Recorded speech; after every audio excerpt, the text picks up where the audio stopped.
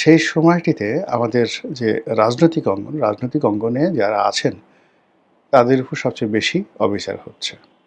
সরকারের উপর, বিরোধী দলের উপরে, দেশ থেকে যারা চলে গেছেন, আওয়ামী লীগের শীর্ষ নেতৃবৃন্দ তাদের ব্যাপারে, সাধারণ মানুষ এবং যারা সামাজিক মাধ্যমে বিভিন্ন প্রসঙ্গ যারা আলাপ আলোচনা করেন, তাদের দাপটে রাজনীতিবিদদের সকল প্ল্যান প্রোগ্রাম রীতিমতো তছনছ হয়ে যাচ্ছে।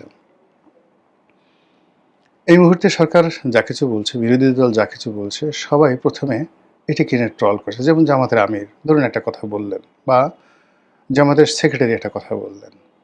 ওটার ইতিবাচক দিক যতটা না আছে তার চেয়ে নেতিবাচক দিক ১০০০ গুণ ঠাট্টা মশকরা ট্রল আমাদের একটা ট্রেন্ড হয়ে গেছে, অভ্যাসে পরিণত হয়ে গেছে।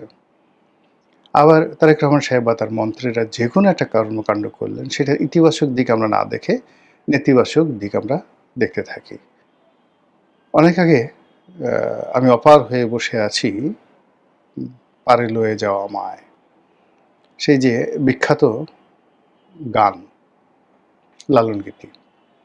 তো অসহায়ভাবে যখন আমরা একেবারে বসে থাকি কোনো একটা জায়গাতে, চারিদিকে সমস্ত সম্ভাবনা বন্ধ হয়ে যায়, একটা সময় আমরা নিয়তির কাছে সমর্পণ করি এবং সেই যে নিয়তির কাছে সমর্পণ করা, সেইগুলোই আমাদের কবি সাহিত্যিকরা বিভিন্ন তাদের গানে ছন্দে ফুটিয়ে তুলেছেন। লালন যেভাবে বলেছেন, আমি অপার হয়ে বসে আছি পারে লয়ে যাওয়া আমায়, খুব বিখ্যাত। আমি আর পারছি না, খেয়া না ঘাট নাই, অসীম নদী, ওপারে কি আছে আমি কিচ্ছু জানি না, আমার জীবন তছনছ হয়ে গেছে, হে বিধাতা তুমি আমাকে নিয়ে যাও। এই যে আকুতি, কিংবা ধরুন সেই বিখ্যাত পল্লী গীতি আব্দুল আলিমের মন মাঝি তোর বৈঠা নেড়ে আমি আর বাইতে পারলাম না। তো এই যে আবহমান বাংলার যে গানগুলো, সেই গানগুলো এখন উল্টো হয়ে গেছে। আমি অপার হয়ে বসে আছি সর্বনাশের আশায়। আমরা এখন ভালো কোনো কিছু স্বপ্ন দেখতে পারছি না। সবসময় একটা মন্দ চিন্তা, আতঙ্ক, পরিবর্তন, অস্থিরতা এবং যে কোনো মানুষের সফলতা দেখার সঙ্গে সঙ্গে আমাদের চোখ টাটাতে থাকে, শরীরের মধ্যে কিলবিল করতে থাকে এবং সুখে থাকতে যে ভূতে কিলায়, এখন এই যে ভূতগুলো আমাদের বাংলাদেশের ইতিহাসে, হাজার বছরের ইতিহাসে এত ভূত আর কখনো ছিল না, যারা এই কোনো সুখী মানুষকে দেখলে তার উপর এসে ধমাধম পিটাতে থাকে, কিল দিতে থাকে। শেখ হাসিনার ১৭ বছরের জীবনে বা ১৫ বছরের যে শাসন, এর মধ্যে শেষ ১০টি বছর ১৪ থেকে ২৪ মানুষ প্রাণত চেয়েছে আগে সে যাক। এমনকি তারা বলতো যে তুমি আল্লাহ দয়া করো, তাকে না জান্নাত দিয়ে দাও, তবুও আমরা তার সাথে পারছি না, এই মহিলা মারা যাক। আর এই জন্য আমরা আমাদের অসহায়ত্ব ফুটে তোলার জন্য বারবার গল্প ফেলেছি, শেখ হাসিনার ক্যান্সার হয়েছে, শেখ হাসিনার ওটা হয়েছে, সে আর আসবে না, ইত্যাদি ইত্যাদি। এটা নিজেকে একটা প্রবোধ দেওয়ার মতো অবস্থা যখন আমরা অসহায় হয়ে পড়ি। শেখ হাসিনা গেল, মহা খুশি। এরপর ইনু সাহেব এলো, তারপর আমাদের মন ভালো না। আমরা জাস্ট ১৫ দিন আমরা ২ সপ্তাহ আমরা ঠিকমতো থাকতে পারলাম না। এরপর আমরা ইনুসের বিরুদ্ধে লাগলাম। ইনুস গেলেন, এরপরে এলেন তারেক রহমান সাহেব। আসার প্রথম দিন থেকে আমরা তাকে নিয়ে ঠাট্টা করছি, মশকরা করছি। Say I have a plan বলছে। এখন তারা বলছে, মিয়া আপনার কি প্ল্যান আছে? আমি দেখেন আপনি করে বললাম। পাবলিক যারা ইউটিউবে আসে বা ফেসবুকে আসে, পরিচয় গোপন করে বিভিন্ন রকম বট বাহিনী তৈরি করে যা মুখে আসে তাই ব্যবহার করে একজন রাষ্ট্রের প্রধানমন্ত্রী তাকে তুই-তুকারি করে নানা রকম কথাবার্তা তারা বলতে থাকে। প্ল্যান আছে, ঘোড়ার ডিমের প্ল্যান আছে, খাল কাটা, অমুক, অমুক, অমুক, ফ্যামিলি কার্ড, অমুক, অমুক, অমুক, যা বলছে সরকারের পক্ষ থেকে এনিথিং, সেটা সরকার বলুক, মন্ত্রীরা বলুক, এমপিরা বলুক, প্রধানমন্ত্রীর উপদেষ্টারা বলুক, যাই বলুক না কেন, একটি পজিটিভ কথা বলার সঙ্গে সঙ্গে ১০০০ নেগেটিভ ন্যারেটিভ দাঁড়া করানো হয়ে যাচ্ছে। এরই প্রেক্ষিতে একটা সরকার নির্বাচিত হয়েছে, তার ৫ বছর সময় যাবে, সে তার পরিকল্পনাগুলো বাস্তবায়ন করবে। সামনে ইলেকশন আসবে। ইলেকশন এলে আমরা পছন্দ হলে তাকে ভোট দেবো, নাহলে ভোট দেবো না, এটা স্বাভাবিক। আর এর বাইরে যেটা হয় যে সরকারের ব্যর্থতা যদি চরম আকার ধারণ করে, মারাত্মক আকার ধারণ করে, সরকার যদি ক্রিমিনাল অফেন্স করে আমরা জনগণ রাস্তায় নামবো এবং সরকারের বিরুদ্ধে নিয়মতান্ত্রিক আন্দোলন করবো, এই তো স্বাভাবিক। কিন্তু এখন আমরা কি করছি? এই সরকার আসলো মাত্র 6 মাস। এই 6 মাসের মধ্যে আমরা ধৈর্য হারিয়ে ফেলেছি। আমরা এখন মধ্যবর্তী নির্বাচন চাচ্ছি। আমাদের নিজেদের মুরদ নাই। আমরা এখন বিভিন্ন রকম উছিলা খুঁজছি। ভারত কি বলবে? দীনেশ ত্রিবেদী কিভাবে তাকালেন? সার্জিও গোর কখন এলেন? কার সাথে বৈঠক করলেন? আমেরিকান কোন প্যাসিফিক কমান্ডার বাংলাদেশে গোপনে এলেন? আমেরিকান মেরিনের কোন সেনাপতি বাংলাদেশে এলেন? তারপর চীন গেলেন তারেক রহমান সাহেব, সেখান থেকে কি পেলেন? খলিলুর রহমান আসলে বাংলাদেশের জন্য কিছু করছে, সে কি ডক্টর ইউনূসের লোক, আমেরিকার লোক, নাকি তারেক রহমান সাহেবের লোক?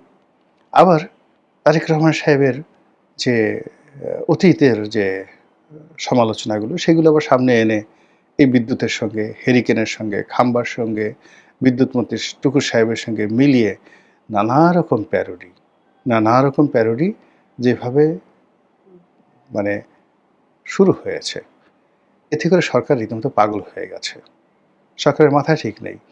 সরকার এই আগে যে সকল আইন ছিল, সন্ত্রাস দমন আইন ছিল, তারপর সেই আইনের সঙ্গে সেই যে সাইবার সিকিউরিটি অ্যাক্ট, এগুলো ছিল। আবার তত্ত্বাবধায়ক সরকারের আমলে এগুলো কিছুটা পরিবর্তন করা হয়েছিল, মডিফাই করা হয়েছিল। এখন সরকার দেখলো যে মানুষের ফাজলামো এমন পর্যায়ে বেড়ে গেছে যে কোনো অবস্থাতেই এদের হাত থেকে নিরাপদ রাখা যাচ্ছে না। আপনি দেখবেন যে সব কিছু সহ্য করা যায়, কিন্তু নুইসেন্স সহ্য করা যায় না। বাংলাদেশের একটা বিখ্যাত কথা আছে যে বাঘের হুঙ্কার সহ্য হয়, কিন্তু বানরের ভেংসি শুরু হয়, সহ্য করা যায় না। এখন তারেক রহমান সাহেব বা তার দল, অনেক বড় দল, তারেক রহমান সাহেবের অনেক তারা মনে করেন যে বাংলাদেশে তারেক রহমান সাহেবের মতো এরকম রাজপুত্র দ্বিতীয়টি নেই। তার মা প্রধানমন্ত্রী, তার মা ফার্স্ট লেডি, তার বাবা প্রেসিডেন্ট, সেনাপ্রধান, মুক্তিযোদ্ধা, তো ইত্যাদি কত, তার শ্বশুর নৌবাহিনী প্রধান, মন্ত্রী, তার স্ত্রী ডাক্তার, পিএইচডি হোল্ডার, মানে এইরকম যাকে বলা হয় একেবারে ব্লু ব্লাড সব দিক থেকে। আপনি যদি ব্রিটেনের কোনো লর্ডকে ধরেন, আর্ল ধরেন, বা রাজ পরিবারের কোনো সদস্য, থিওডর রাজবংশের কোনো সদস্য, ঠিক ওইরকম বাংলাদেশে তারেক রহমান সাহেবকে মনে করা হয় ব্লু ব্লাড। তো সেই ব্লু ব্লাডের একজন মানুষ প্রধানমন্ত্রী হয়েছেন। এখন লোকজন তাকে ছোট করার জন্য সে লেখাপড়া কি করেছে, ইন্টারমিডিয়েটে তার রেজাল্ট কি, ম্যাট্রিকে তার রেজাল্ট কি, বিএ পাস সে কেন করলো না, ইত্যাদি ইত্যাদি নানা রকম সমালোচনা। সে এতদিনে আমেরিকাতে লন্ডনে থাকলো, সেখানে থেকে কি একটা বারেট ল করতে পারতো না, একটু পড়াশোনা করতে পারতো না, অক্সফোর্ড থেকে কি একটা ডিগ্রি নিতে পারতো না? এই সকল কথাবার্তা বলে প্রতিটা মুহূর্তে পাজেল করে ফেলছে। সে যাদেরকে নিয়োগ দিচ্ছে উপদেষ্টা রূপে, এর চুল নাই কেন, ওর গাল বাঁকা কেন, ও ঘাড় বাঁকা করে কথা বলে কেন, ও কি বাংলাদেশ সম্পর্কে জানে, ইত্যাদি নানা রকম কথাবার্তা বলে প্রতিটা মুহূর্তে সরকারের যে মানসিক শক্তি, সেই শক্তিটাকে তছনছ করে দিচ্ছে। এবং সেই তছনছের ফলে কি হলো, সাধারণ মানুষ আমাদের দেশে বিভ্রান্ত হচ্ছে। বিভিন্ন মানুষ একপক্ষ বলছে যে না, এই সরকার 6 মাসের মধ্যে এটা শেষ করে দিয়েছে, বিদ্যুৎ দিতে পারতেছে না, মারামারি হচ্ছে, কাটাকাটি হচ্ছে, আইন শৃঙ্খলার কোনো মানে লক্ষ্য নাই, ব্যবসা বাণিজ্যের কোনো উন্নয়ন নাই, গ্যাসের সংকট, তেলের সংকট, এই 6 মাস অন্তত 6,000 সমস্যা বাংলাদেশে কুড়ে কুড়ে খেয়েছে। বিভিন্ন জায়গাতে মন্ত্রীরা কাজের চেয়ে তাফালিং করছে বেশি, তারা সেই ফাটাকেষ্ট হওয়ার জন্য লাফালাফি করছে, তারপরে অভিনয় করছে, ফাঁকি দিচ্ছে, কারো কারো বিরুদ্ধে দুর্নীতির অভিযোগ আছে, প্রবলভাবে দুর্নীতির অভিযোগ আছে। 6 মাসে যদি এই অবস্থা হয়, তাহলে 5 বছরের মধ্যে তো তারা মোটামুটি একেবারে ফোকলা বানিয়ে ফেলবে। কাজেই তাদেরকে সুযোগ দেওয়া যাবে না, immediately they have to go, এক্ষুনি তাদেরকে চলে যেতে হবে, টেনে হিসড়ে তাদেরকে নামানো হবে। এবং এটা দায়িত্বশীল বিরোধী দলের পক্ষ থেকে বলা হচ্ছে। তারপরে বিরোধী দলের এ টিম বি টিম তারা সরকারের বিরুদ্ধে প্রতিশোধ নিতে যাচ্ছে। অন্যদিকে আওয়ামী লীগের যারা লোকজন আছে, তারা বিদেশ থেকে নানা রকম ফোড়ন কাটছে, এই আজকে আপা আসবে, কালকে আসবে, পরশুদিন আসবে, আজকে নরেন্দ্র মোদী এই কাজ করবে, পরশুদিন এই কাজ করবে। 2026 সনে সরকার 12টা বাজবে, 27 সনের মধ্যেই আবার একটা নতুন অংশগ্রহণমূলক নির্বাচন দিতে হবে আওয়ামী লীগকে কেন্দ্র করে। এই সমস্ত নানা রকম বক্তব্য মানে দিয়ে সামাজিক মাধ্যমে প্রতিটা মুহূর্তে যে হাইপ তোলা হচ্ছে, এই হাইপ দেখার পরে মানুষ তো সরকারে যারা লোকজন আছেন তারা তো দেবতা নন, তারা মানুষ, রক্ত মাংসের মানুষ। ফলে তাদের যে কি কষ্ট হচ্ছে এটা একমাত্র তারা, ভুক্তভোগী যারা আছেন তারাই বলতে পারবেন। মহান আল্লাহ রাব্বুল আলামিন আমাদের সবাইকে হেদায়েত দান করুন এবং হেফাজত করুন। আসসালামু আলাইকুম ওয়া রাহমাতুল্লাহি ওয়া বারাকাতুহু।